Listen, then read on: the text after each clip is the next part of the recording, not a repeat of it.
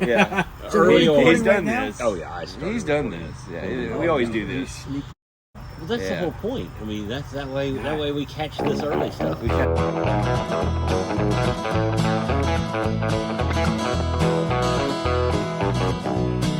I mean, if it ever comes down to like defending us, and you guys look over and I'm the only one with a gun, you can run.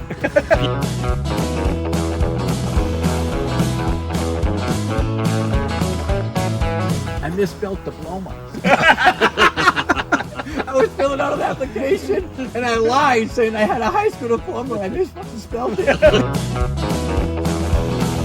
Throw some fucking cocaine out here, some crack out here, a little bit of heroin, whatever the fuck you want out there. I'm gonna go, not a good idea. You throw a pack of Marlboro Reds, I'm fucking running. Here, it's done. Yeah, it's done. You can't pull it back. Hey guys, Luckily, I could.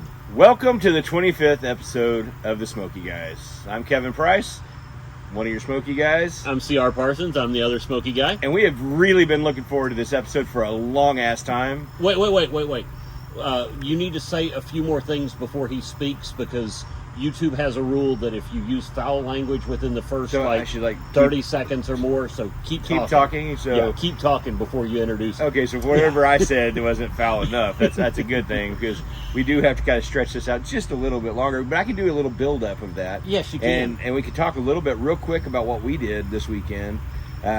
We had a big show up in Humboldt, Kansas, which is absolutely one of the coolest little towns I've ever been to. And they put us up for the night last. Damaris, our friend, Yes. who had us come up there, put us up at her house. We did a little back porch picking, which led to a whole bunch of drinking and inside the house picking until like 2 o'clock in the morning.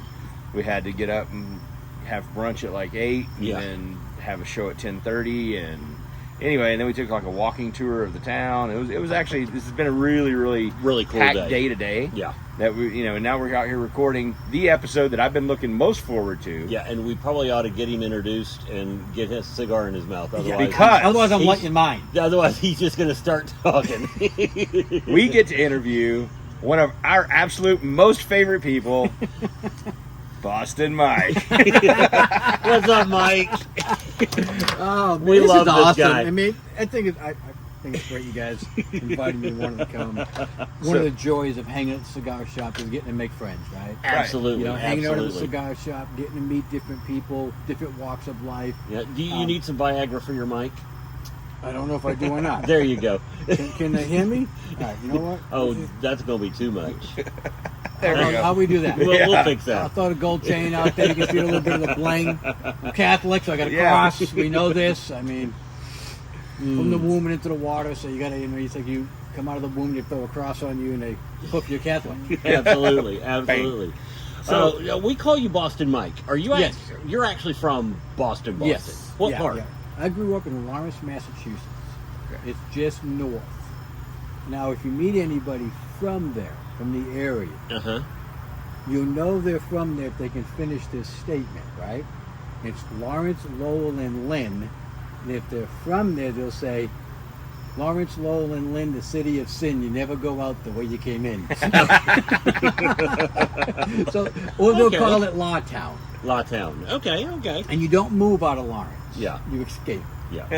Well, I have to tell you guys, once we gave him his introduction, he did not say hi the way he normally does. No, because you told me No, you got to give me the boundary, guys. Because I'm really good at staying within the lane. You're good now. At this You point, we can whatever say you anything want. we want. Yeah. I can do whatever I want, say whatever I want. Yes. But Oh, it's, yeah. it's just for life, right? We can't. There's no. Oh, there's no takebacks. There's no take backs. No. So And we've seen how he edits shit. So. right. So I mean, Hey, but I did. I know I'm anxious to get this interview going, but I think what we really need to do, though, is we really need to spark up a cigar. Yes. And I brought a little something special. So this has several meanings. Not just it's for this 25th episode, but it also is the 50th birthday cigar of Skip Martin, who is one of the co-founders of Roma Craft. Oh, This is the nice. Quinn Quadranario. Okay. They just started shipping these, and I got a box this last week, right. and I was fortunate enough to get one of these. Retail, they run about $16 or so, I think. There's 24 in a box. So anyway, these are the first 3 that came out of the box. So we're going to smoke those tonight. Better Again, not be a shit fucking cigar. I hope it's tell you. not, because boy, you will. You'll let us know. I'll light that motherfucker. I'll light that thing up. If I put this cigar down for a second, it's that lighting up that tabernacle. You know it's a shit cigar. There you go. Exactly. Absolutely. Thank you, Gentlemen, sir. there you go. Thank you very much. It's a 5x50 Robusto. Don't know a whole lot about it except that it was made for his 50th birthday. This year was my 50th birthday, so hey, nice. kind of cool. Yeah, now you're really fucked. Yeah, they did limit production to 50,000 of them though. So Oh, did they? It's a worldwide, so Yeah. it's only 2,000 boxes. Really? So All there's, right. That is a limited production. So is that mic all right now? yep. I think so. We'll You gonna be figure. okay? Oh, Oh, yeah, yeah, it'll we'll be be fine. fine. It'll be fine. As long as they stay charged. Brought my cutter. That'd be my fault. Yeah, Great right or to the big? There you go. Oh, at the same cup. That could be from your truck. I may have paid your truck a visit. Hey. You've seen my neighborhood. Just so you know, these are like the Southside gangsters over here, right? I pull up. What do they got? They got fucking Corvettes, Cadillacs, and Tahoes lining the driveway, and I'm like, all right. I just got done watching The Godfather, We wanted you to feel at home. so I'm like, all right. So we're gonna do this now. we But wanted I you will tell you, I'm not packing, so I feel pretty comfortable with you guys. Want you to know Yeah. that. That's good. Because if I That's didn't good. feel comfortable with you, I'd probably have a gun Yeah. with me right now. Well, Well, we no. do. I don't know what to do with it. I only own 2 guns. I've never shot either one. So, I mean, if it ever comes down to like defending us, and you guys look over and I'm the only one with a gun, fucking run, yeah. run Hide and behind dodge, something. because I may or may not shoot you and the fucking enemy. Yeah, that'll be the gun that's taken away and used against us. Right. Right. And used to beat us to death. Well, that's the problem. See, he's never fired the gun. He didn't say he's never pistol whipped anybody with a Oh, gun. that's true. You know how to swing a gun at least, right? You know, I mean, I was never growing up. I never carried a gun, just because I love to fight. Right. And I'm Irish, right? Fuck it. Yeah. You know what I mean? We love to fight, Yeah. right? And I knew if I ever carried a gun, Oh, You'd use it. just to shoot somebody in the big toe, right? Hey, you want to go fight? No, bang! I'm done fighting. Give me a tequila, right? I would absolutely shoot somebody in the big toe, I can see that. just to say I've done it. I Yeah. can see that. Yeah. I can see that. I can see that. That's funny. yeah. Why'd you shoot him? Because I can. I mean, why else? They were there and they pissed me off. Hey, one of the best shirts I seen a buddy of mine wearing one time. I love him to death. He's Boston Rob. He lives out here, and he on his shirt it said it seemed like a good idea at the time. Fucking best shirt ever. right? Absolutely. Absolutely. Yeah. Now, how long have you been out here as opposed to up north? So the funny thing is, I've lived here longer than I did back east. Really? I moved out here when I was 23, 24-ish. Mm-hmm. January of 94. Okay. And I guess I was there long enough to keep the accent. Yeah. You know, my wife's a speech pathologist, right? Speech. So you'd think I she call could her a fix you. teacher. She gets mad at me. You know, I'm not a teacher. I'm a speech pathologist, right? So when we first got together, started dating, they found out what she did. So thank God you're going to teach him how to talk. And she looked at him and said, "Well, he talks just fine." And everybody looked at her like, "You're not a very good speech pathologist, are you? You don't listen to this fucking guy?" And she's like, "Oh, that's a dialect, That's Yeah. right. right? He can say car. And He they're- chooses to say say car. car. Yeah. You can't fix a fucking dialect." And the fucked up thing about back east, you can go to a different neighborhood and it'll be a totally different dialect. Yeah. I have heard that. I mean, Yeah. I've spent a little bit of time in Massachusetts and New York, but not extensively. Mhm. But I have been told by other people who lived up there that if you're from there, you learn that Different these, parts of the city have different Yeah, dialects. I mean, these it's the 6 city same. blocks say something this way, and Yeah. these 6 city blocks say it a different way, and that's how you know which person you're messing with. And the attitude as well, which I never realized this. Until I met some people. I think I was in fucking Job Corps, right? I'm like 18, 19 years old. Life's going so great. We're going to join Job Corps, right? And I get there, and for the first time, I'm really kind of meeting a lot of people from New York and other people from around and stuff like that, and some other people from Massachusetts, even different parts of Mass. Mm-hmm. And I would start talking, and my demeanor and the way I talk and shit, they'd look at me and go, "You're from Lawrence, aren't you?" And I'd be like, "What the fuck's that mean?" So it's pretty interesting. It means we've been told about you people. They know about us people. Now, you mentioned Job Corps. Yeah. For those who don't know, tell people what Job Corps is, because growing up, I always thought Job Corps was where you went rather than going to prison. No, well, I think it's an option. It's on the table, right? I mean, I think a judge will cut you a break, right? It's like, well, the military won't take me, but Job Corps will, right? So I got hoodwinked. Okay. In Job Corps, right? So, hell, I dropped out of school in 7th, 8th grade, right? Yeah. I picked up a GED when I was like 28. Okay. So, me and the boys were all hanging, we're partying, we're doing all the stuff we did, and I'm like, you know what, fuck this, I'm going to do something different. And I see this article in the paper. Get a trade, get your GED. And I've always had a love for carpentry. Okay. And I really fucked, I had a great opportunity when I was younger. Probably 16, 17, I got enrolled in a program with the unions. They were doing a carpenter apprenticeship program. And I got involved in that, and I was doing really good with it. And God dang it, we had this old house with a 3-story apartment, right? And our classes were up in the 3rd story. Okay. And my buddy just got a brand new, like a Nissan Sentra or something, right? A Nissan Sinatra. Now That would have been good, right? Yeah. And it had a fucking moonroof, and I'm sitting in class, and all of a sudden I hear this horn beeping.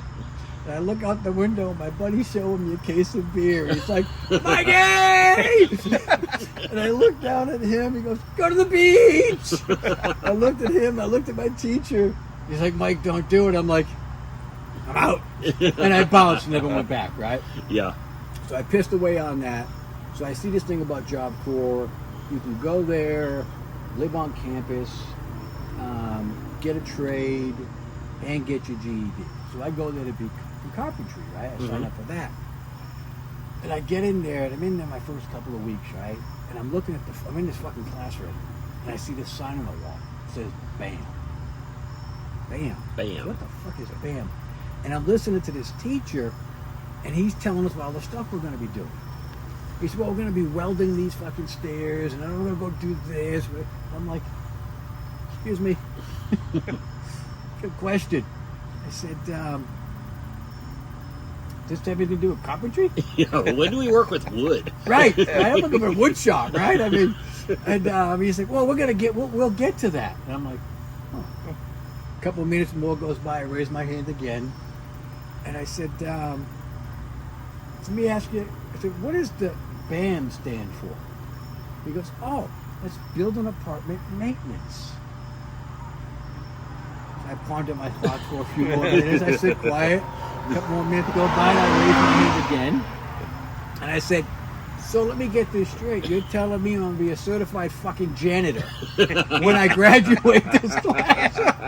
And the teacher's got nothing, right? It's like, pretty much. What this is. And I was like, what the fuck? And so now I'm figuring out what to do. And I almost went into, was it plumbing maybe? I didn't want to go into electrical. One, I didn't think I was smart. Right? I think I was too stupid. Anyway, I need real education, can't do it, right? Homework, math, all that stuff. Gotcha. Low self-esteem, all that stuff, right? Yeah. There's no way I can do that. Then plumbing, right? Maybe I do that. Yeah, as long as it goes downhill, you're Right. in good shape. And they were all kind of filled up. And the only thing I had in the opening was painting and decorating. Oh, yeah. I can see Mike as a decorator. Decorator. Right, yeah. But painting, I know, right? I've been No, painting. you need to move that fucking painting about 3 feet that way and move that fucking couch over there. Hey, get me a fucking drink. So I'm like, you know what? I painted since I was 15, 16 years old, right? Mhm. Commercial painting, houses, stuff like that. Sure. So I kind of had a little bit. I said, I'm going to go just sitting painting for a minute. Yeah. And we'll check out, see what we're going to do there, right? And it actually got into some wallpapering, Okay. which I enjoyed wallpapering. I've Yeah. always enjoyed painting, that kind of stuff. And I got to do some of the stuff I love to do, which is refinish wood.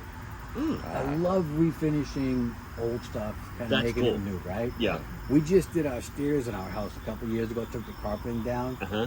and did the stairs. We had the stairs redone with all wood. Uh-huh. And if it was up to me, all I would have had an unthink fucking clear coat. Yeah. I mean, just leave the wood just as leave it is. the wood Leave as it natural, is. Put some clear coat on it, let it go, right? Yeah.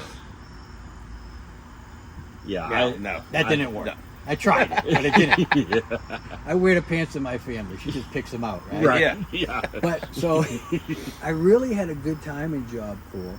I got in there, and when they tested me out, I tested at a second and third grade education level. Wow. That's where I was My at. goodness. Yeah. Within 6 months' time, they were letting me test for my GED. Wow. And that's And see, now he works for NASA. Of course I'm kidding. And that was half shop and half class. Yeah. I was put in an environment where I could focus on what I was doing. Very Teachers were there were phenomenal. Yeah. The kids, I mean, there was a bunch of derelicts, right? Sure. Sure. But if you wanted to do good, you could. Yeah. Like, I was the kid who got to sit right by the teacher with my headphones on. Because I did my work. Right. Yeah. Yeah. You got Right? stuff done. That's what You know, matters. and then what was really good about it is they figured out what worked for you. Mhm. Yeah. Yeah. Right? They didn't put you in a box. Because I got the fucking ADD, right? Right. and in school, I would always do good when we first started something, Mhm. right? Lost interest quickly. Quickly. Yep. You know, and they're like halfway through the fucking book, and I'm like done. I'm counting the fucking holes in the drop ceiling, right? And they're halfway through that little what we're doing, and I'm like, that's fucking. You know, what Job Corps did for me, I pulled a couple of hustles. It was pretty cool, right? So they had the Job Corps that we were in. It's in Grafton, Mass. It was an old mental institution. It was Okay. 3 floors above ground and 3 floors below ground. There were fucking tunnels that went for Oh. miles, man. That would It freak was some me creepy out. ass shit, right? I'll We bet. went down to the tunnel in old electric chairs, still down there. I mean, Wow. some freaked out shit, right? Yeah. And when I first pulled up, there's all bars on the windows. Old. At first, I thought, what the fuck did I sign up for? Yeah. Right? Yeah. Shit, Did I go right? to prison? I thought I chose not to go to prison. Right, you know, and I pull up, and the coolest shit, as soon as I pull in, and I'm a white kid from South Lawrence, Mhm. I pull up, there's not a lot of white people. Oh yeah. I'm looking around going, which one of these things don't look like the other? And I'm going, fuck me, right? But I looked over and I see my buddy Roberto, big Puerto Rican kid I grew up with, right? Okay. Best buddies in the projects growing up. Used to get me in all kinds of trouble in school. Yeah. Because the Spanish kids would be saying stuff to me in Spanish. I'd go, what the fuck they say? And Bert would tell me what they said. I'd go, huh, really? Well, what do I say back? And he'd tell me what to say. And they fucking come unglued. I go, fuck me! I said, Bert, what did I say? And I said something. There's like Let me guess. Was Punta involved? Oh yeah. Well, there's like one word you could call a Spanish person, and basically what it means is that his mother or his girlfriend is fucking around. His mother is fucking somebody else, and his father knows about it, and he ain't doing shit. Oh. It says all that. All that in one word. One fucking word, right? And so I pull up, I see Bert, and I know I'm good, right? I can rock and roll here. I got involved in that, and it really did. Well, I guess I got a couple of hustles, right? So we got the old admin building, and so one thing I've learned, right? If you're in the trades at all, painting, stuff like that, you get your foot in the door in one neighborhood, Right. right? You tell the guy, come to your house, hey Kev, I'm gonna cut you a fucking deal of a lifetime. You keep your mouth shut. Yeah. That's between you and me. Yeah. And you say, well, why is that? Well, I'm spending the rest of the fucking summer in this neighborhood Yeah. because your neighbors are gonna come by. Yeah. I'm going to show off your place to everybody else. You know, Yeah. you tell them what a great job I did. Mhm. Word of mouth. Mhm. Can't buy that shit. Can't buy You that. can't influence that shit. Right. So I go in there and I get this one admin person and I refinish their wood floors. Ooh. I sand them down, I stain them, I varnish them. I mean, they look fucking top notch, right? Yeah. Well, next thing you know, all the other admin people are like, hey, we'd like to have that done too. I'm like, man, we could do that. You can talk to Mr. Torres. We'll get you on the list. It's a pretty big list of things that we need to get done. Right.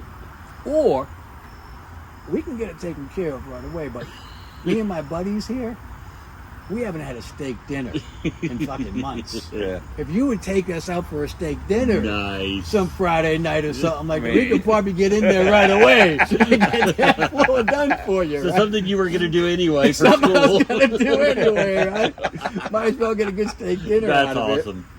it. And I tell you what it did for me, though, because going from where I did and going from a second to third grade education level, a lot of it was just because I hadn't been, I just Right. needed to re-spark some of that stuff. Right. Great teachers, great people. The people there aren't doing it for the money.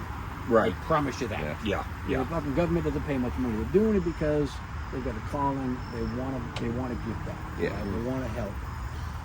And going from where I did, now I graduated there. I missed my GED by like 2 points. I needed a 225. I got like a 223. Right? But I graduated my trade. Misspelled Mike. Right. Spell your name on the Yes. application. I've done that. Not my name, but so I misspelled diploma. I was filling out an application and I lied saying I had a high school diploma and I misfucking spelled it. Hey, I can't say anything. If it weren't for spell check, I would have never. Dude, I made got it through Grammarly school. Pro, man. Oh, absolutely. Hey, when you don't talk right and you write the way you talk, you ain't fucking writing right. I'm sorry, man. Spelling's gonna be off. And my boss told me about a year later after I went to work for the cable company. I was a fucking cable guy, right?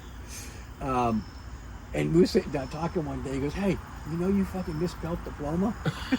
And I looked at him, I laughed. I said, "Really?" He's like, "Yeah."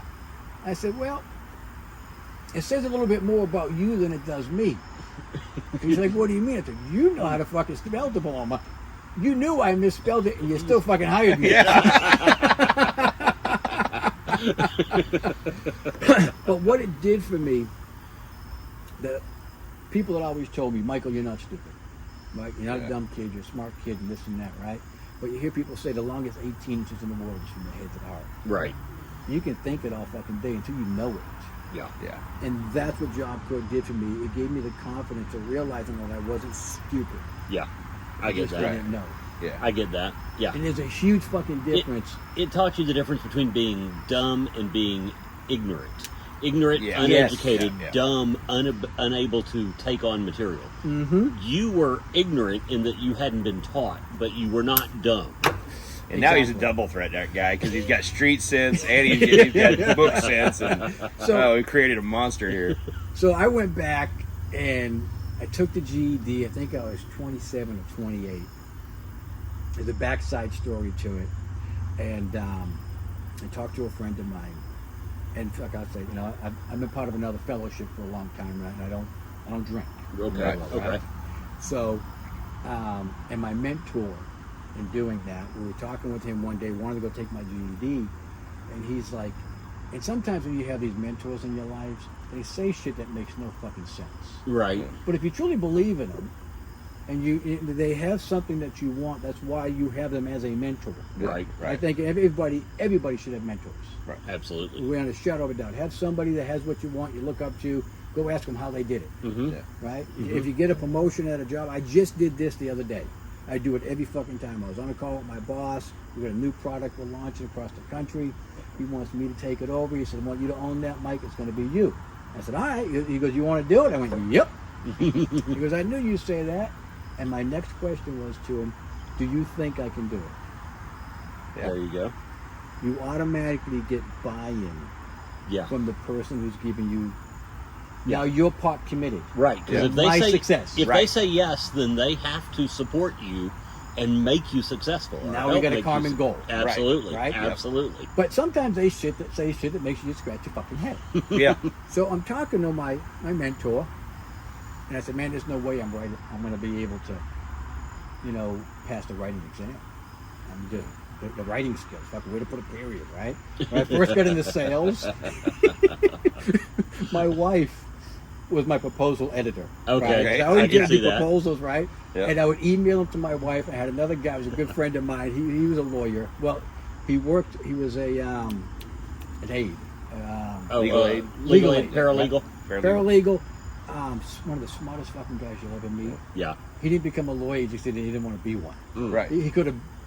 He didn't want all the bullshit. He just I've wanted to do the other stuff. Met a lot of paralegals that are that way. Mm-hmm. They Absolutely. could by far go out and be an attorney if they wanted to. If they wanted to go, get They the were degree, content pass the being bar, behind the scenes. Yeah, Oh, exactly. They're absolutely. just happy doing what they I'll do. let you sit up Yeah. there.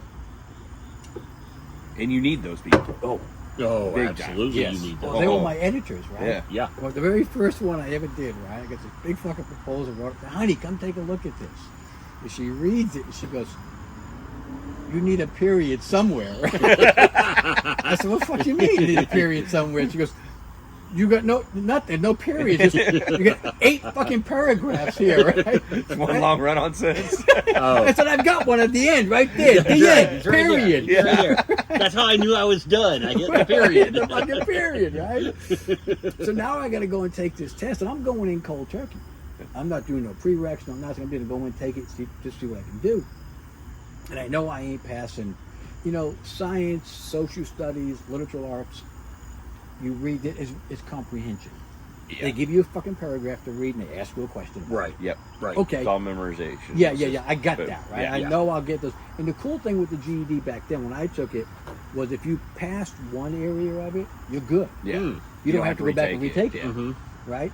And they give you a total score. Now, you had to have at least, I think, a 40 or a 45 on every topic. Okay. But if you scored like a 70 or 80 in one area and a 40 on the other, you could take your points from that. Oh, okay. So you they had to have at balanced least out. a certain amount to even be able to do that, but they Yeah. give you Yeah. an overall number, Okay. the bare minimum. So that was pretty good, right? So I Yeah. knew I would do good on the other areas.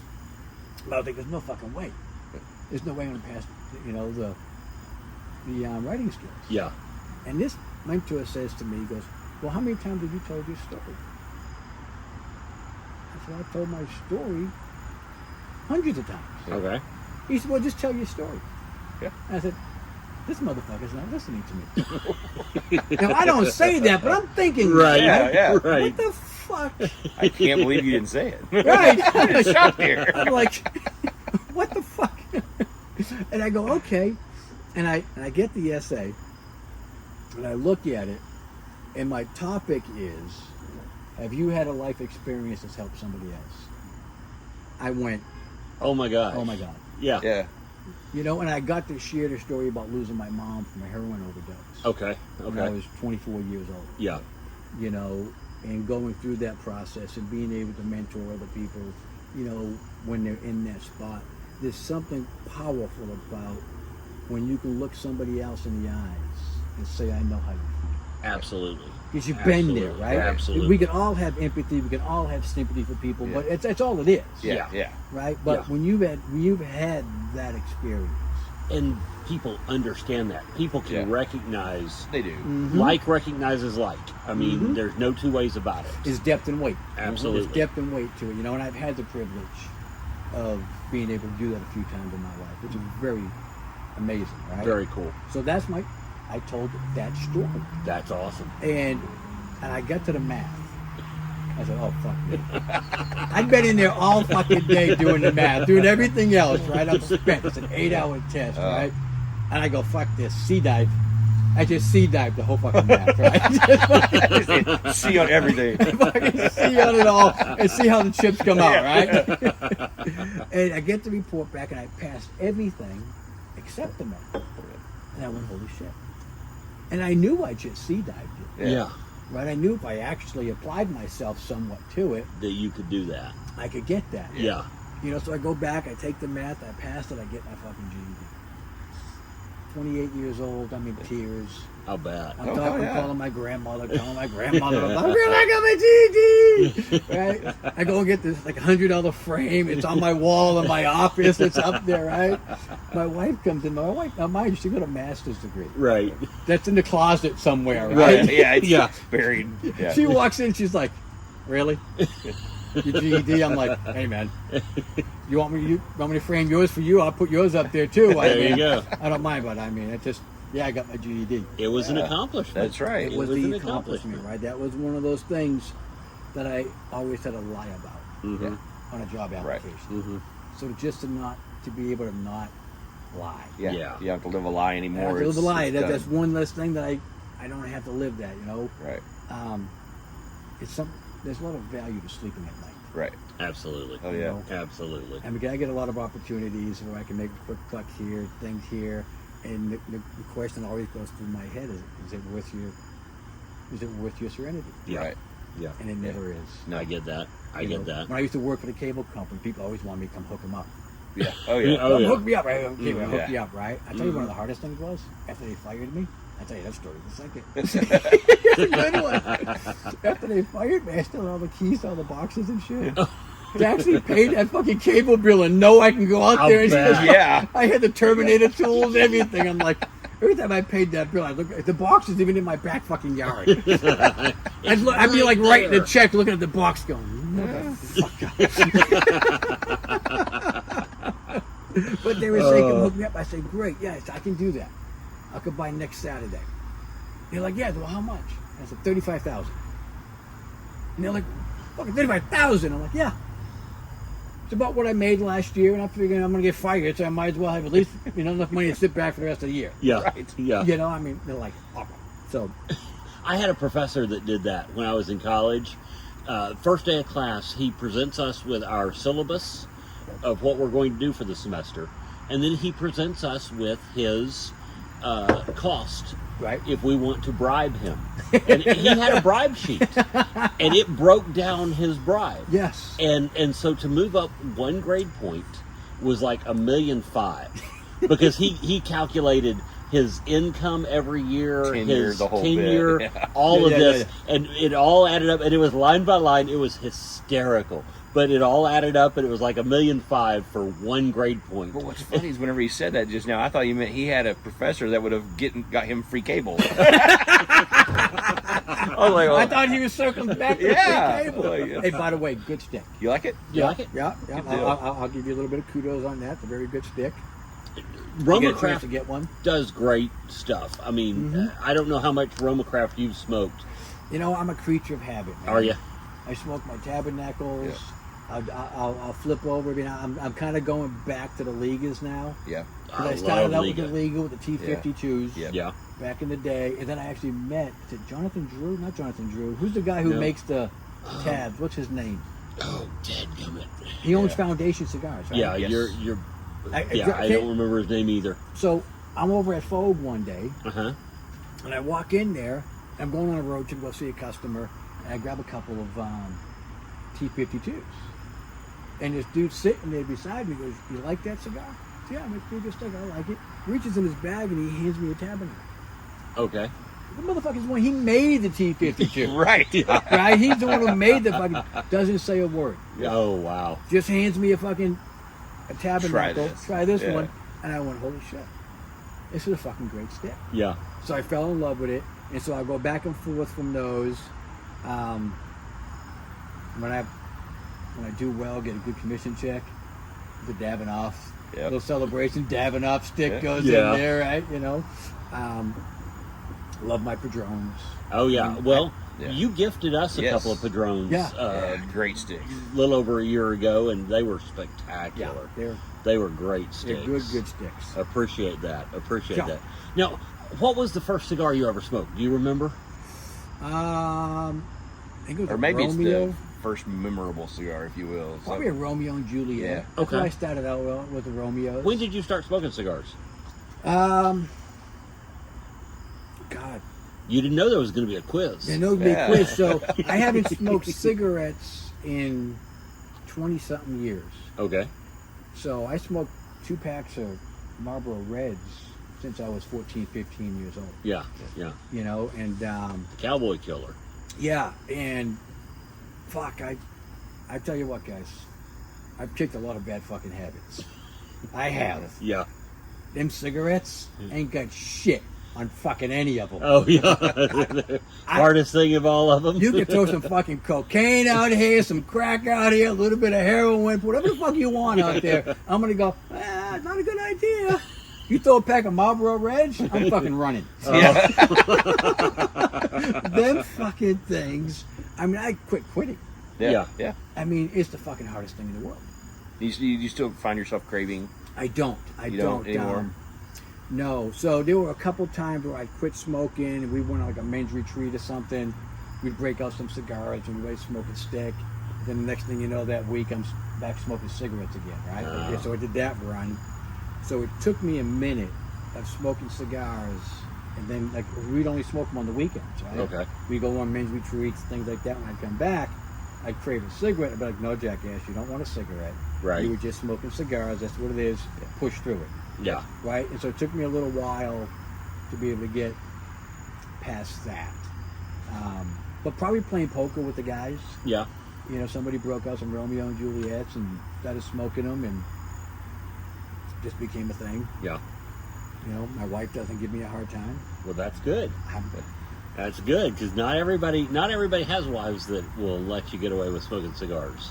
Every now and then she'll look at how much I spend on them and she'll kind of raise an eyebrow towards me. I'm like, hey, I'm not smoking crack. There you Right, go. yeah, There you go. That's always my go-to. That's a good fallback. My whole fallback is always, but I'm not smoking crack. Yeah.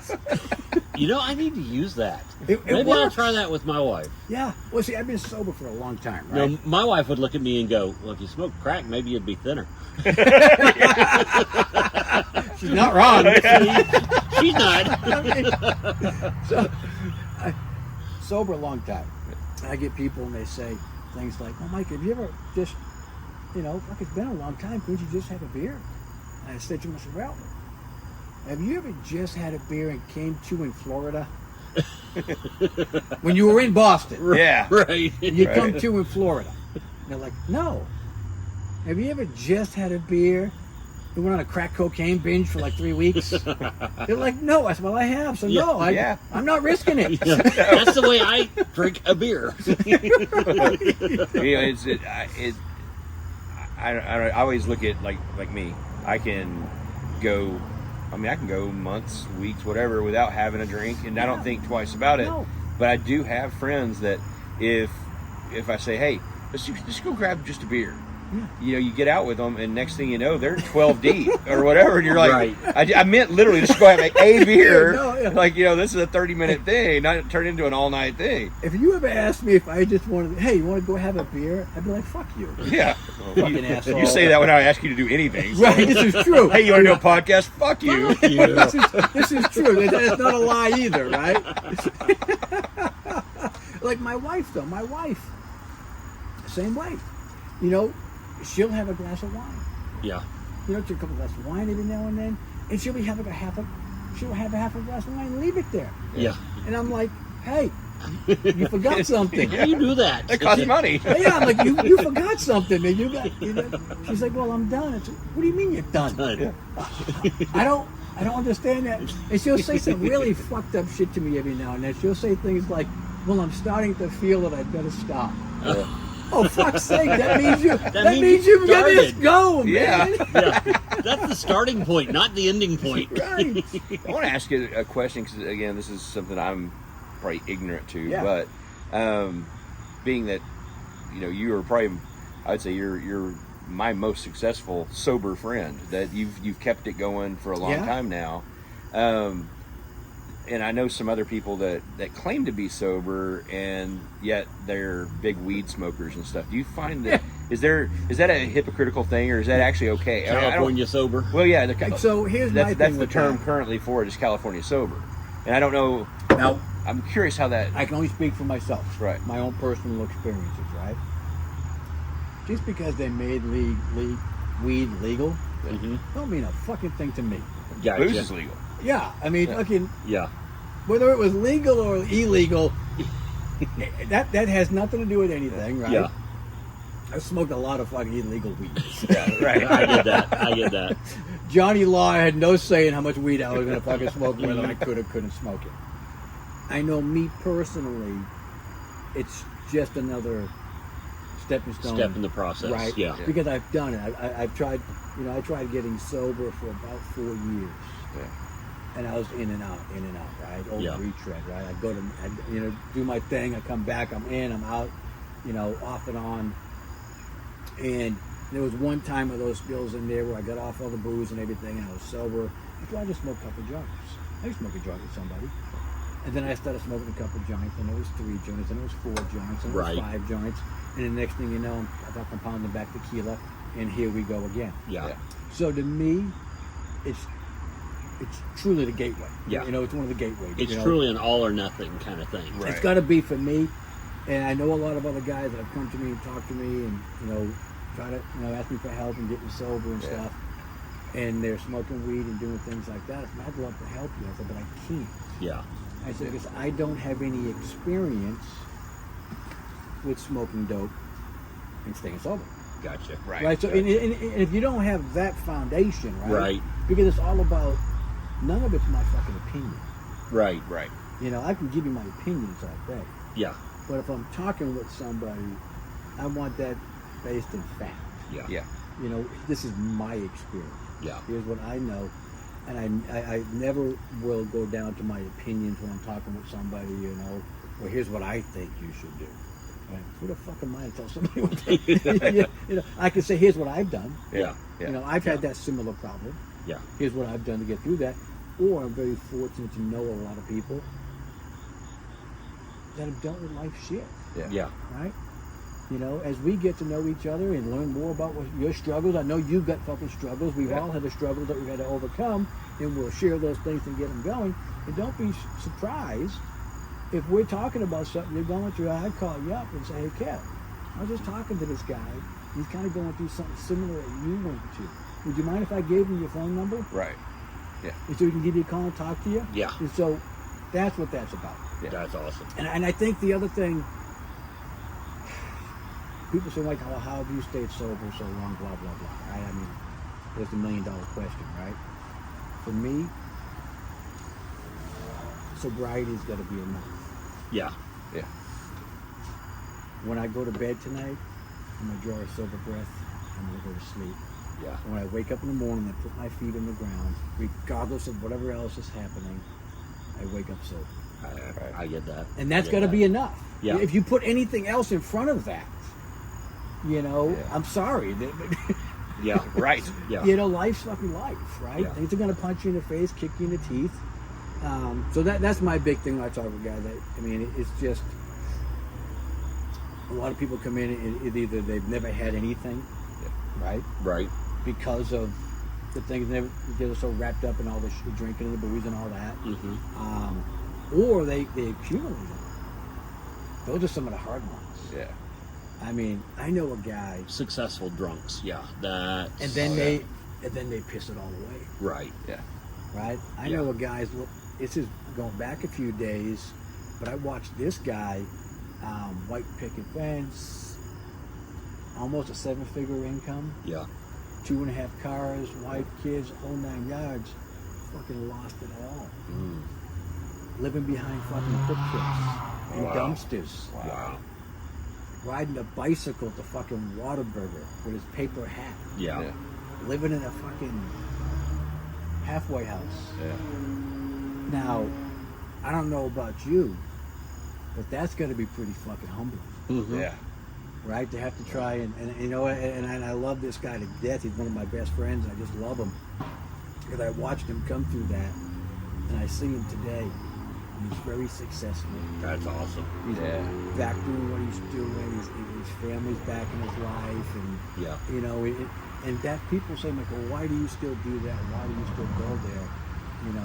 And I just said, well, it's because I do. Yeah. I just do, right? Do you still need those? Do you still need to do that? Yeah. Because I got a built-in forgetter.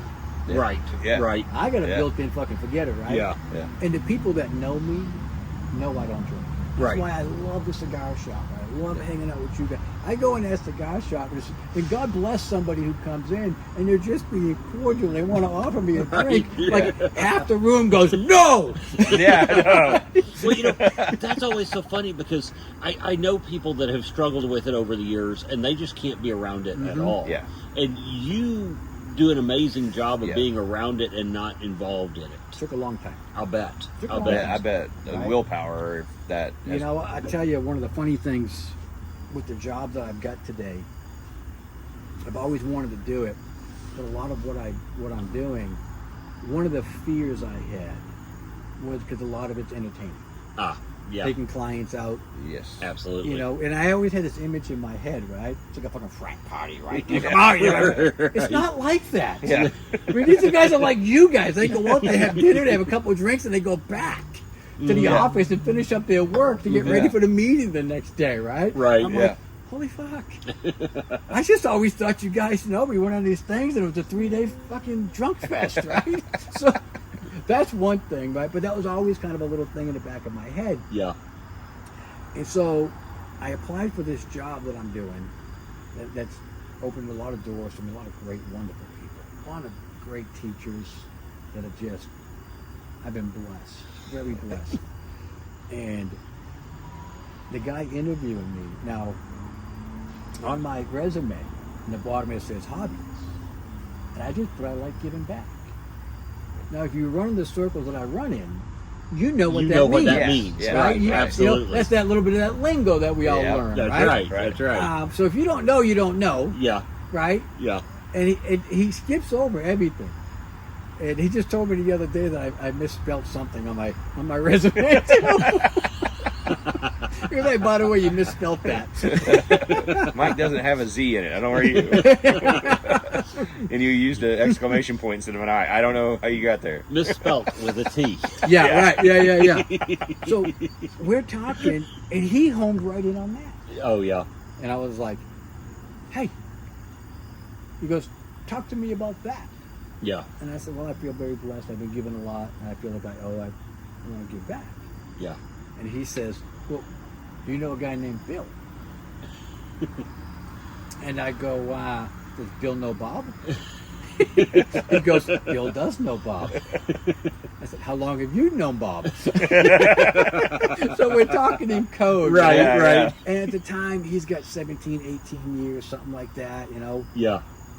And he'd been doing the job he was getting ready to hire me for. He'd been in that position for 17 or 18 years, managing to stay sober. So not only did I get to do my dream job I've always wanted to do, God said, not only am I going to give you your greatest job ever, I'm going to give you a mentor An example. that's been doing it for 17 years that you can follow. Absolutely. Absolutely. That's awesome. I mean, that was just, Yeah. that's the mind-blowing stuff, right? Yeah. That's Yeah. awesome. And I sit around and I watch people get to recreate their lives. Yeah. And alcoholism is a hideous thing, man, and it falls the hardest on the kids. Mhm. Right. That's one of the most heartbreaking things, man. When I worked for the cable company, I never came so close to just pounding the fuck out of somebody. I literally had to leave because I walked in this house and there's this fucking dude and he's drunk, and I wanted to have passion. I wanted to have empathy, right? I wanted to, but he's drunk and there's these 5 or 6 little kids running around from diapers to 8 years old, and he's barking orders at this 8-year-old kid, and Right. and I'm seeing that. I mean, Oh, you know what's going down. I wanted to he had a pool out back that hadn't been kept up. It was green. I wanted to put a rock to his foot and throw him in the fucking pool. Yeah. Right. Hey kids, go make some breakfast. Yeah, Daddy's gonna go play in the pool for a little while, right? So that's the hardest thing, right? Yeah. But the amazing thing is sometimes when you see some of these families coming in, putting their lives back together, and you see these kids that are locked onto mommy and daddy's legs, Yeah. and you can tell they're just scared. Yeah. You can look in their eyes and they don't know. Yeah. Then all of a sudden, and it's amazing how quickly it happens. That's 3, wild. 6 months later, a year later, Dad's picking up, he got a year of sobriety. And here comes this little kid that was scared to death, is running into the place, running around like an animal, yelling and screaming, their eyes are on there, and their pigtails are on, and I look at that, and I'm like, Yeah. and people say, why do you still do it, Mike? I'm like, That's why. because Yeah. That's and generally speaking too, when I'm out with a group of people and people are drinking and stuff, I don't tell them I don't drink. right. I don't, what I mean? Yeah. Because I've destroyed my privilege. Yeah. Because it is a privilege. Oh, yeah. It's a privilege. I burnt fucking Yeah. burnt it to the ground. You used up all of your privilege. I got all my Yeah. privilege. You got Yeah. no privileges. You've lost your privileges, Yeah. right? Fucking excommunicado. Yeah. So, I don't ever want anybody else to feel uncomfortable and to not enjoy their evening. Mm-hmm. You know, and the coolest thing is most of the time if I'm out with a group of guys, that's no, I got to get up early, I'm not drinking, or whatever I say, right? Right. You know, some of the other guys are like, sweet, designated driver, Right. bartender, give me another one. And I'm like, yes, I will be your DD. Yeah. Right? So, and then sometimes, you know, like the next day at breakfast or something, like somebody may, you know, ask a question and things Sure. like that, you know. Sure. And I'll tell them, you know, the reason why. and Yeah. whatnot. And it's sometimes I don't. Yeah. You know, that's, you know, that was on fucking Broadway. Yeah. Right. Well, you know, it's funny you mentioned those little code words and code language stuff. Yeah. I ran into that last weekend. I did a comedy show up in Illinois, and it was a big biker group was raising funds for veteran thing. Yeah. And the guy that brought me on stage, he starts to introduce me, and he says, you know, we knew you guys were a biker group. We wanted somebody that understands that is a biker, that lives that biker lifestyle. That word means something to the bikers. Yeah. So I had to get up and immediately go, I'm not patched. I don't do the patch thing. I'm not that kind of biker. I am a motorcyclist, but I'm not that kind of biker, because I understood that word The respect. has a meaning in that Yeah. circle. And it's funny how you run into that in different things. Yeah, yeah, And he yeah. had to say motorcyclist because mopedist didn't sound quite.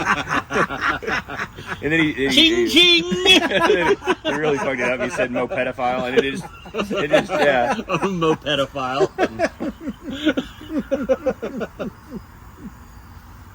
But yeah, I mean, it's been. I mean, like I said, it's interesting.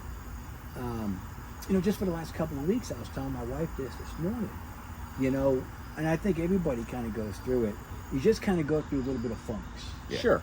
right? And you know you're kind of in a funk, Mm-hmm. right? And one of the things that I've learned over the years is to not give that any fucking power, Right. Yeah. right? You 'Cause have the control. Yeah, because I'll get up. Like this morning, I got up, and I'm like, fuck. Like I just feel the cloud, right? You know, Right. just a gray cloud Yeah. kind of coming in, and I'm Yeah. like, not today, Satan. Yeah. Fuck you, Satan. This is the stuff that goes on in my head, right? I love. I heard someone say, "Get behind me, Satan." Yeah. Now, my problem is I say, get behind me, Satan, and push. And, you know, so I just gotta get up, right? So I got up this morning. I'm kind of pushing myself, right? Okay, well, let's find a good thing. And I had to kind of psych myself up a little bit to come do this, Yeah. right? Because I know, right? You know. Yeah. But the cool thing is that shit doesn't have to fucking own you, man. Absolutely. It Absolutely. doesn't have to fucking own you. You can push it away, and I, you know. So I get up this morning. What do? I get outside my house. Both sides of my garages has some settling going on, and the bricks pulled away, and one of the bricks broke up the top, and the mortar's all fucked up. And I've been looking at this forever. Yeah. And I'm like, beautiful day. I'm fixing that. I had a fucking bucket full of mortar from something else I was doing. Yeah. And that's what my day was today. There you go. I scraped off all that paint, and I just did something productive. One Yeah. little step. Just one thing. It's those little things, right? And so I think when people say, you know, you've been doing this for so long and whatnot, what do you do? Well, I still do today what I did 29 years ago. Yeah. It's the same fucking shit, man. Yeah. Right. Everybody wants to reinvent the fucking wheel and come up with something new. And this has worked. No, it's good, man. Yeah. You know, this is biblical shit, man. It's been around a long Right. fucking time, man. We don't need to reinvent the fucking wheel here. Yeah. You know, stick to the basics. Keep doing everything. Do what you say you're gonna do. Mm-hmm. Be what you say you're gonna be. Yeah. I get the opportunity to go in and talk to a lot of salespeople. People that come in, you know, and I'll share with them sometimes. I'm like, look, man, I got a GED. I sit in some meetings with people with big titles in front of their names, and I kind of chuckle. I'm like, my boss would be like, "Shit, what are you laughing about?" Nothing. Just keep on. You know, and I'll tell some of the new sales reps that are coming in, and I try to tell them, don't ever feel intimidated. Yeah. Right. About less than, or because you don't have a degree or something like that. I said, I will give you the key to success right now. Do what you say you're going to do, and be where you say you're going to be. And I'll throw in one more: answer the fucking phone. Yeah. Even when you that know you're going to get your ass chewed out for Right. something that you had nothing to fucking do with. Right. Yep. Right. Take the ass chewing. Yeah. Don't sit there and, well, it's not my fault, and blame the other guy. Just take the fucking heat. Yeah. Yeah. Just own it. Yeah. You know, it's not rocket science, man. Right. I get that. I mean, it's just some pretty basic stuff. I had the opportunity a couple years ago. We have a thing called Brand Masters that we get to go to, and I've got it 2 years in a row now. I'm hoping to get it again. This year was kind of a tough year. Oh yeah. Yeah. Last 2 years, I knew I had it slammed dunk. I was busting everybody's fucking balls 6 months leading up to it, right? Hey, losers! I am the ultimate competitive guy. Right. You know, it's like, hey, man, what's your number this year? Oh, you ain't making that. That's a big fucking number, man. Yeah. Sure, good luck. Yeah. hey, I'm 100% the plan. Where you at, right? Right. And most salespeople are like that, right? Yeah. We're Oh, yeah. competitive. And here's the thing, right? You go into any organization, your salespeople are your biggest, generally your most biggest producers, Right. and they're the most arrogant, Yeah. Right. Yeah. the most Egos, cocky, Yeah. egos, and we're the most shallow and sensitive. Yes. Yeah. And I mean, you can crush our fucking world with a couple words like, "Hey, man, you're not doing good on your plan." Yeah. You know what I mean? Oh, God. You go home, start trying to suck out the fucking 9mm, right? Yeah, I used to do sales all the time, and one of my best friends, we worked at the same company, and we were always number one, number two in sales.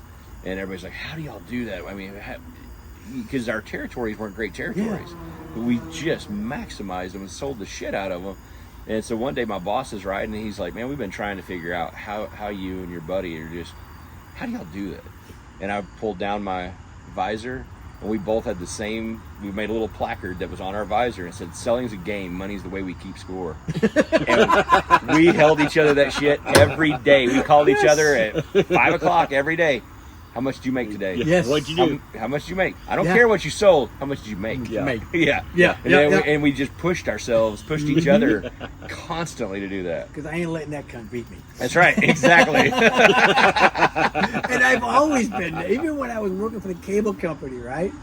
You know, they would do quality controls, right? They'd go out and inspect your work afterwards, and they'd send a report out. And I water seeks its own level, right? Right. Yep. I will find my people, Yeah. Yeah. right? I will find somebody else. And we had another technician in there, and me and Billy were always either number one or number two with quality controls. And that was that thing. It's like, man, dude, you suck. Yeah. Dude, I would just go customer service. Yeah. You know what I mean? Find a new career. Hey, there's nothing wrong with a little ball busting every There's now and not. then. no. Dude, he got me one time, right? Calls me up. He said, "Mike, will you come give me a hand?" I'm like, this motherfucker would rather suck out a 9mm than ask me for help, Right. right? I'm the same way. There's no fucking way. You can, no, I will call Jesus. I will call God. But I'm not calling him. Yeah. And we were just that competitive, right? Yeah. And so he tells me this, right? "Hey, come give me a hand." And I know something's up, right? I'm like, this motherfucker's up to no good, right? Come down, because I've been talking to that guy up there in the apartment, trying to explain this to him. It's his TV. He won't listen to it. Maybe you can go and talk to him, right? So I go up there, and I'm kind of focused on the TV. I'm really not paying attention to my surroundings, Right. I go in, I look at the TV. I see it's his tuner. And I take one of my converters, I throw it up there, I use my converter tuner, and I bypass the problem on his TV. I go, "Look, man, I bypassed your TV tuner. Your TV's ghosting. You know, with your TV, it's ghosting. My tuner, it's not ghosting. Yeah. It's your TV." Right. So I'm talking to the guy, and out of the corner of my eye, I look, I see a fucking stack of Playboy magazines. I mean, a fucking stack, right? Yeah. And then I just really start looking around me, and there's stacks and stacks and stacks of fucking dirty magazines everywhere, right?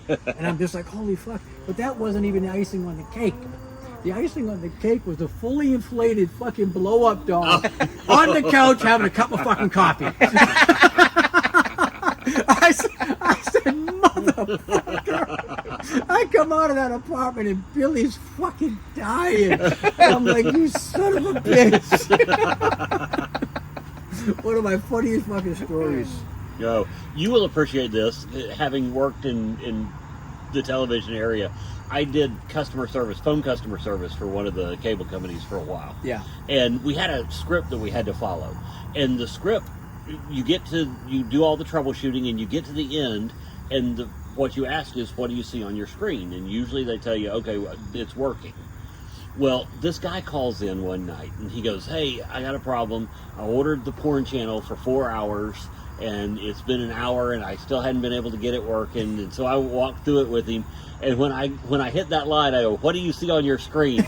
He starts telling me what he sees on his screen. I'm like, no. Do you have a good picture? That's all I'm asking. Do you have a good picture? Yeah. So, I'm married. Just gotten married. I don't know, we're a year or two into it. We haven't had any kids yet. We bought a little house in Glenpool. I'm working for the cable company. We worked out. I wound up transferring up to Sepulpa. Okay. And we got a pretty good bunch of guys out there, right? 8 or 10 of us. It's a satellite office. We're pretty close. You know, we hang out on the weekends together. We do cookouts. We do, we're just close. Yeah. We get this new guy that comes on with us, and we take him in. And this dude, now at the time, I mean, Billy's got a pretty good-looking wife. Right?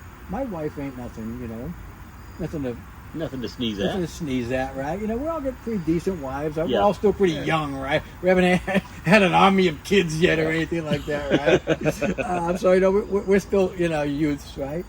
But Floyd, this one kid, he had the hottest wife out of all of us, right? I mean, Floyd's wife was just smoking. And, if Floyd was just this, couldn't fight his way out of a wet paper bag, right? But just a nice kid, right? Right. This piece of shit decides he's gonna fuck around with Floyd's wife. Oh no. He doesn't fuck around with my wife. Right. He doesn't fuck around with Billy's wife. Yeah. Where we'll get his ass kicked. Right. No. He goes after Floyd. And I mean, so growing up, I'm a cross between fucking Little Orphan Annie and fucking Opie, right? I got bright orange hair, right? Yeah, I got bullied, right? Mm-hmm. But at some point in time, you decide to yourself, what, we're done. Yeah. We're done with being fucking bullied. You know what? I got 2 older brothers that beat the piss out of me on a regular basis. I can take your shots all fucking day. I know how it's done. Yeah, and then once you get tired of beating on me, it's my turn. Yeah. Right. And the winner's the last guy standing. Right. Yeah. Always. I'm winning this thing. And so I've always had kind of a soft spot for people like that, right? Yeah. They're good, solid people. They're just not fighters. They're not street smart. They're not, you know what I mean? Fuck. It's your time. Go pick up somebody your own size. Yeah. Right. And I would always, even in school and whatnot, I'd see somebody fucking with somebody. Hey, you a tough guy? You fuck with me. Yeah. I don't fuck with you, Mike. Well, why not? You're a tough guy. Yeah. I mean, obviously you're a tough guy, right? Right. So that's something I've had to work on too, right? Yeah, People go through their own stuff, right? So, and I've had but I still was kind of in the process of working through that. Yeah. And you would think I'd been a little further, right? Because I'm like 5 years sober, right? Supposedly spiritual, right? Right. Sometimes quickly, sometimes slowly. Some people have to have a little further to go. So, this happens with this kid, and we're all going to whip his ass. So they transferred him out. They transferred to another office, and he comes to the office. There's no manager there, and the fucking manager's over at the golf tee in Sepulpa, fucking whacking golf balls. Yeah. And he sends this kid who's being moved from a hostile fucking situation, and he's not there to make sure nothing goes south. Yeah. So this kid comes in, my buddy Billy, he's out there, We used to have the tote boxes, right? Oh, remember the HBO Showtime Oh, yeah. traps Oh, and yeah, all that yeah, stuff, the right? little- yeah. In the pay-per-view boxes. Yeah. So you check them out each morning. You got to check them in, right? So Billy's got the boxes this week. I'm inside doing the money, collecting all the money for the day. I'm in this little room. There's a door to the side and the window here. The guys come up, put their envelopes down, I check it. And here comes this motherfucker. He comes in there like he owns the fucking place. Oh, hey, Beanie, Bobby, Boo, Boo, hey, Johnny boy, right? I'm like, this motherfucker. Yeah. And I just put my head down, right? Don't say nothing, Michael. Just don't say nothing. Yeah. He walks up to me, he's like, hey, Mike, how you doing, Mike? And I'm like, I looked up at him, I said, hey, I've got nothing to say to you. Get the fuck away from me. What? I'll talk to anybody I want to fucking talk to. I'll do whatever I want to do. Really? Oh, here it goes. Here's where I get up. I walk out of the side door. I come around to the front. And I get in front of him. And I go, what the fuck did you say to me? And back then they were doing this little chest bump thing. Yeah. Yeah. You know? Yeah. I'm from the fucking hood, man. We're that close. I'm watching your hips and your shoulders. Right. Right. If either fucking hip moves or shoulder moves, that's it. I mean, That's it. he swung first. That's provocation. That's absolutely. So next thing I know, I fucking snatch him up by his Adam's apple. I got him sprawled over the fucking table. They said he turned blue. I didn't think I held him that long, but he shut his fucking mouth. Right? He goes out and gets Billy, right? I go right back in, start counting money like nothing ever happened. Just another fucking day, choke the motherfucker out, right? Billy comes in, and Billy's a pretty good. He's one of those country boys, you know, one of those country corn-fed boys, right? Yeah. Billy comes in and goes, Mike. I go, what? He goes, you fucking choke him? And I went, who? He goes, him. I go, who? The next thing you know, fucking Billy, this little fucking kid pokes out around Billy, and he starts running his mouth again. Oh. And I looked over, and I went, oh, him? Yeah, I fucking choked him. And he's running his mouth some more, and I looked over, and hey, Billy's not that big. I'd shut the fuck up if I were you. He shuts his fucking mouth. Needless to say, the boss actually shows back up, right? My wife's got to come get me. And you know, growing up how I grew up, right? You know, anything I ever loved or cared about died or left, right? You know what I mean? So you have, you got mommy issues, you got trust issues. Fucking shocker, right? Yeah. Surprise, surprise. Surprise, right? Hey, single mom raised 3 kids in a project. You get mommy issues. So I'm married, and this is one of the most amazing things. I didn't know it. You know, a lot of things in life you don't know until you know. Yeah. That makes sense? Yeah. Oh, yeah. Right? So I didn't even know I was waiting for her to leave. I'd have passed a lie detector's test. Yeah. If you'd have asked me the question, do you think she loves you? Like, yeah, absolutely. Yeah. I would have passed the fucking lie detector's test. But in the back of my head, because everybody always fucking leaves. Yeah. You were just waiting till it was over. Just Yeah, waiting you for it wait to for be the over. other shoe to fall. Yeah. Always. I get that. And I still, like I said, the last couple of weeks been a little bit like that little gray cloud, you know. Yeah. Yo, Yeah. here you are, goes. motherfucker. I see you. Yeah. He's back. Mhm. So my wife comes up and gets me, and I know what I just did. Yeah. I just pissed away a fucking job. Now, and for me, to have a job with a utility, working for a utility in Oklahoma is not like it is back east. You get in with a utility back east, it's a lifer. Yeah. Right. Right? You're I mean, there. You're there, Yeah. right? I mean, that's a big fucking deal. Yeah. I don't know. It's not that big of a deal working for the cable company here. Right. I don't know that because my mentality is still, I want the fucking cable company. Holy shit, I'm Yeah. the cable guy, right? Yeah. So, and I know what I just did. She come up, and she had to come get me because I was on call that week, and I had the company truck that I was taking home. Her car was in the shop, so she comes, picks me up, and I tell her what I just did.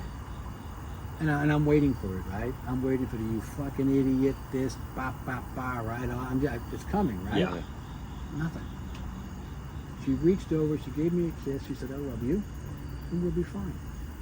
And we drove off. I thought, maybe she's really in this. Wow. Maybe she really Yeah. meant, Yeah. you know. For better or worse. Right. Yeah. You know, so it was a really cool experience that came out of that. Because you can't have good without bad. Mhm. Right. My grandmother taught me that. Yeah. Right? There's always It may not be a lot of good, Right. But you can find it if you look, Right. And as you can tell, I'm a pretty good talker. Really? I know it's shocking. Weird. Yeah. Right? Yeah. I mean, I could have bullshitted my way out of that. I promise you. Oh yeah. I mean, Ricky, I'm so sorry, man. We were just wrestling. We were doing Yeah. I mean, we used to do a WWE thing in the office all the time, right? I mean, I had my fucking skid. I'm going to skate through this. Yeah. And I go and I talk to my mentor about it.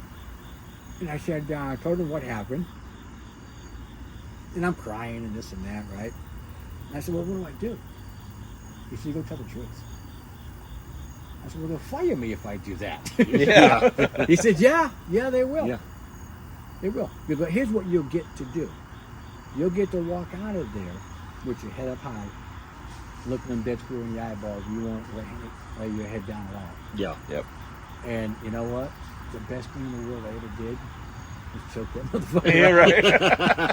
and I say that tongue in cheek, right? Because if not, I would still be there. Right. Getting that 3 to 5% pay raise, the 40-hour, 60-hour work weeks. Yeah. I never would have ventured out into doing what I'm doing today. Yeah. And so that's the good that comes out of that, you know? I get and that. the other thing, a lot of people don't like to fucking realize, I know us, me, right? What's the common denominator in all my problems? There's one person involved in every one of them. You see him in the mirror every morning. Every fucking morning, right? Every time. I mean, I gotta look at my part. Mm-hmm.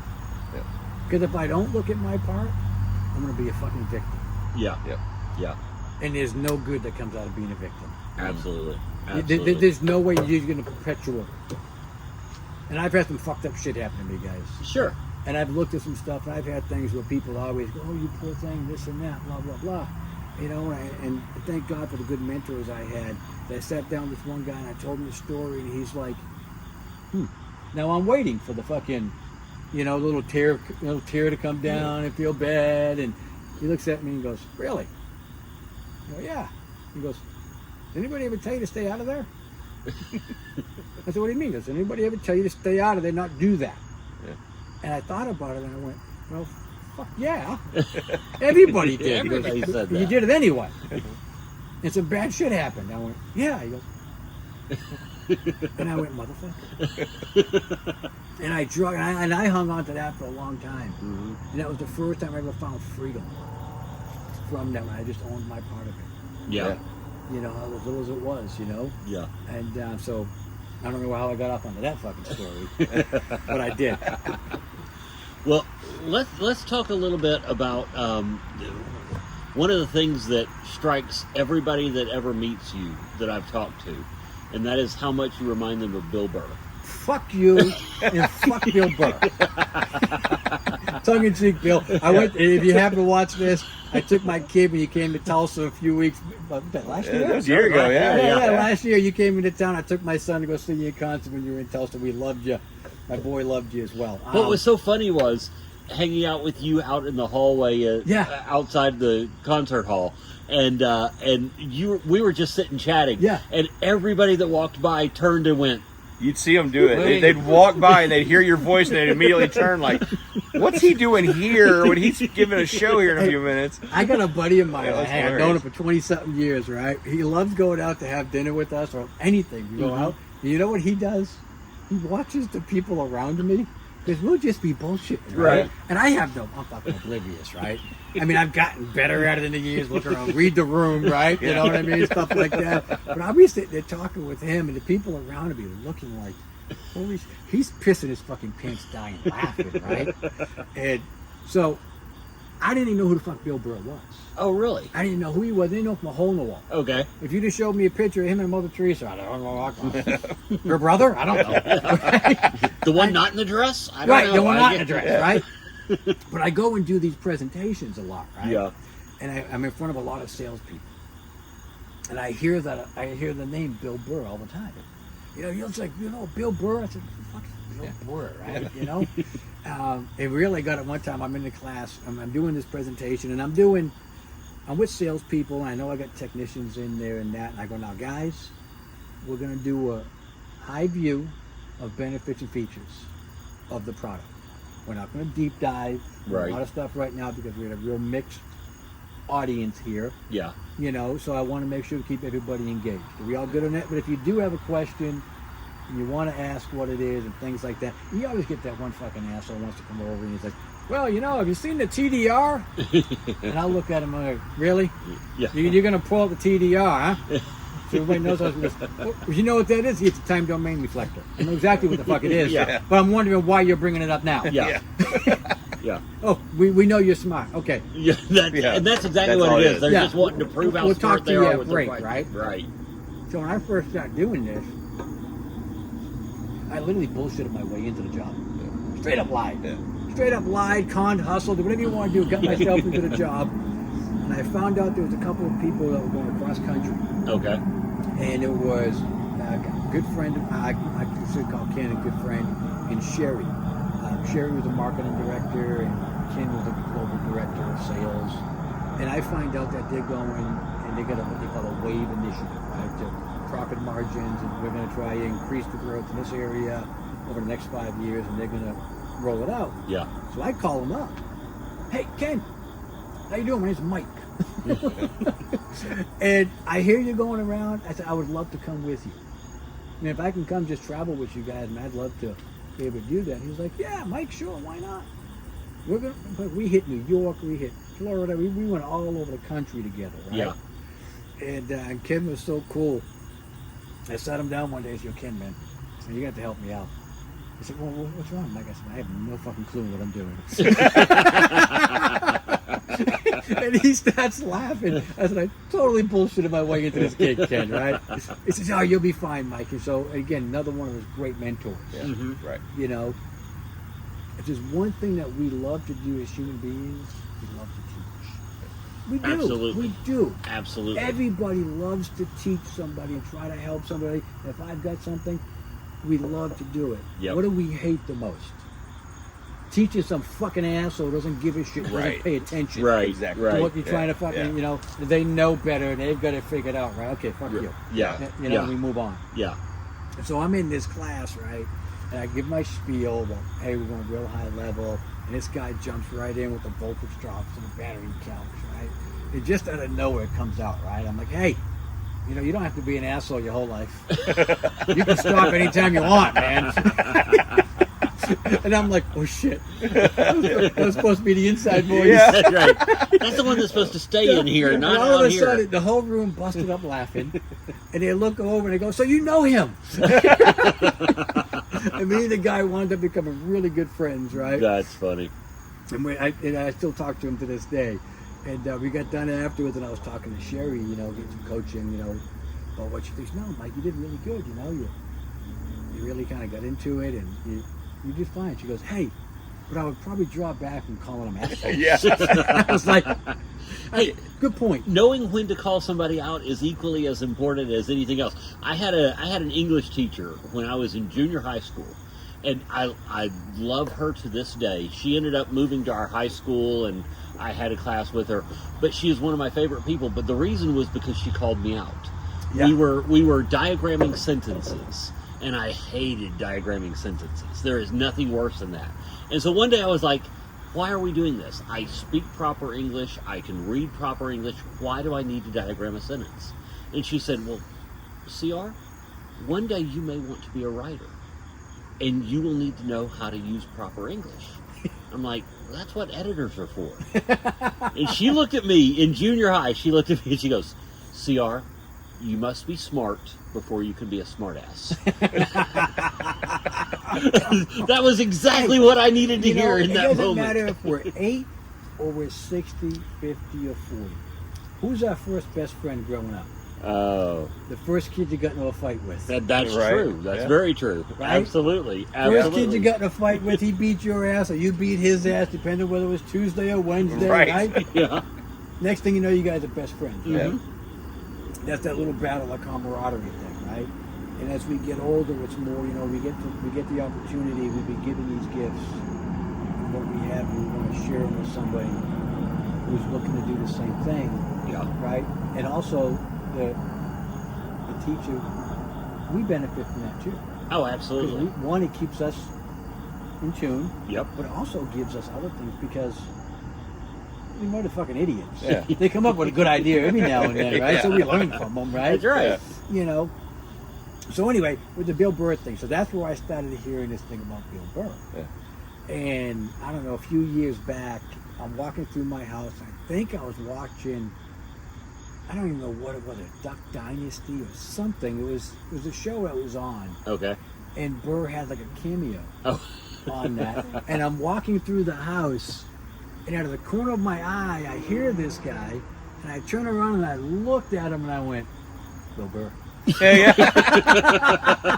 That's how I met Bill Burr. Yeah. I hear it now. And now it made sense, Yeah. right? And they said, "Oh, you're just like Bill Burr." And I went, "No, wait a fucking minute. Yeah. Bill Burr is like me." Yeah. But he grew up back east too. Oh yeah, yeah. So I watched that one show that he did in Colorado. I think it was in Colorado he did Yeah. that show. And it was really good. He got, Oh, yeah. he got, Yeah. you know what I mean? He got real. Oh Yes. yeah, he does. Yeah. He You know does. what I mean? And that's what I liked. I mean, even when we watched him in Tulsa. Yeah. You know, what I like, and I'm an amateur, right? As far as judging somebody and whatnot. But I watched that show, and it was all off the cuff. It definitely feels like I it. mean, he's that good Yeah. at what he's doing, Yeah. right? It's like, he's like, and I was like, holy shit, this guy's off the cuff. Yeah. I liked his experiment with fucking mushrooms. Right. I liked the way he hung in there. Yeah. He got his mind right for it. I mean, you have to have your mind right if you're going to drop acid. Yeah. I mean, I'm telling you right now, I never had a bad trip in my life. People tell me they had bad trips and they dropped acid. I'm like, what the fuck? I'm like, what happened? You died and you come back? They resuscitate what happened. It's like, no, I went to the store and the Twinkies were chasing me. I'm like, what the fuck was bad? Isn't that what you were going for? Right. I thought that's what we did this for. I mean, that's what we were going for here, you know? I got, and like a lot of us at our age, fucking, my sleep ain't worth a shit, right? Mhm. And so I seen this medication or something. I thought, I'm gonna try this medication, right? It helps sleep at night. And I find out afterwards, right? Some of the side effects, a little bit of hallucinations. Yeah. Right. The initial things, the little hallucination things, right? And so I'm taking it for about a week, and the first fucking night I took it, holy shit. Motherfucker. Right? I'm like, oh boy, don't tell nobody. Keep this shit to yourself. The guys with the jackets will be here soon. And so I'm They're going a coming to couple take of you days. away, huh? Yeah. You know, I'm like, I'm kind of fucking seeing shit. I'm like, what the fuck? Okay. You know, push through it, right? This is just a bad part of the trip. Push through it, right? And I'm literally walking through the house and the commercial comes on and I actually listen to some of the side effects and I'm like, oh fuck! So, honey, that's what I've been dealing with for the last few days. I'm not even telling my wife I'm fucking hallucinating here. You keep that shit. That's funny. You never let him fucking see you sweat. Right, Right. right. But no, I liked Burr. I liked what he did and I liked where he come from. Yeah. And He is a great comedian. Yeah. Well, I absolutely hate cutting this off, but I guarantee we're getting close to a little over an hour. So we probably ought to shut this down and have you back sometime. Love to. Because I love your stories. Absolutely love your well, stories. you know what, guys, man? To get the opportunity, one, get closer in our friendships. Because when we sit together and we share real life stuff, Yeah. I mean the real stuff, right? You know, hey man, my mom died of a heroin overdose inside of a fucking riverbank. Right? Yeah. You know what I mean? That's real. Real. That's Yeah. real stuff, right? Yeah. And that's where those friendships and those bonds come in. So whenever we get a chance to sit down like this, I never thought I'd be fucking doing it On camera. fucking podcast, you know. But you know what? If my sitting here talking to you guys, somebody hears something I said or identify with something I said, reach out to one of these two guys. Absolutely. You know, Absolutely. anything I can do to help. If it's an opportunity to stick your hand out and help somebody else and pay the path forward a little bit. Hell, some people might hear some of this shit I talked about tonight and think, dude, he's got that shit all fucking wrong. Shit, give me a call. Let me know. Right? Well, see, that's one of the reasons we wanted to do this podcast, because there is something about sitting down and having a cigar with a man or a woman and having that conversation that allows you to be your honest self. Right. I have had this talk in cigar shops across the country, from the East Coast to the West Coast. Whenever I travel, I look for a local cigar shop. I try to find one, and if I can work one in, I'm going to go hang out in a cigar shop, and I'll sit down. I mean, I was in Minnesota. I'm in Minnesota, in a cigar shop, sitting down talking with a guy, and we're sitting there talking, and I tell him, you know, from Oklahoma, went from the south end of Boston. Right. Yeah. You know, if you ever seen Good Will Hunting, Yeah. that little bar they hung out in, Yeah. I lived like 2 blocks from that Oh, wow. bar, right? Yeah. So I'm living in south end of Boston, and I wound up in Okmulgee, Oklahoma. That's Wow. the whole fucking I was like- we're running too close to the end time. Maybe next year. yeah. I tell you that fucking journey. South Boston, Okmulgee, Oklahoma. Wow. Well, the one thing Okmulgee is super famous for is the Black Rodeo. Yeah. Right? Mhm. So I'm sitting down talking to this guy. He said, "Man, I went to Oklahoma one time. We went to a rodeo." I said, "Shit, you went to the Black Rodeo in Okmulgee?" So I live right down the street from the Black Rodeo, right? That's awesome. How small. That's one of the things I found out, how small our world actually is. Yeah. Right. When I'm sitting there halfway across the country, never met a guy before in my life, you know, and I'm just a kid from the projects. Yeah. Grew up in Lawrence, Massachusetts, Mill City, right? Mm-hmm. Single mom, 3 kids, living on welfare, right? Yeah. Fucking government cheese. Yeah. So, Well, thanks for having me. If people are looking for you, if they want to find you, Yes. are you on social media at all? Oh, I'm on Facebook, things like that. Okay. Reach out to one of you guys. I'm not going to, Yeah. That's my no, personal that's, info no, on here. that's totally on you. but no, I don't do any kind of podcast, social media things or anything like that. Yeah. But any chance I can get to help somebody to pay it forward a little bit because Very cool. I owe. Yeah, Yeah. I get that. I get Yeah, that. we all do. Well, We all do. if I you want to promise reach you. out to us, the easiest way is the Smokey Guys at gmail.com. You can email us there, or Kevin, what's your socials? At KP Troubadour on all the social medias. If you're looking for our band, at Kevin Price Band, you can email me at KP at Kevin Price Band or KP Troubadour at Gmail. And if there's anything that you heard here and you would like to reach out, please feel free to email any of us. Make sure you like and subscribe, hit the little bell. What about you? CR Parsons Comedy or CR Parsons Comedian on all the social medias. You can contact me directly at booking@crparsons.com. And if you're having a hard time with fat guys riding mopeds, talk to CR. He's your guy. He's your guy. If you're having a hard time adjusting socially, CR is your guy. He can work you right through all that. I think he's got the 12 steps banged on that. He literally wrote the book. Well, thanks for joining us, Mike. Thanks We for- really thanks for appreciate having it. me. And you guys, we appreciate you being here. And until next time, stay Stay smoky. Stay smoky.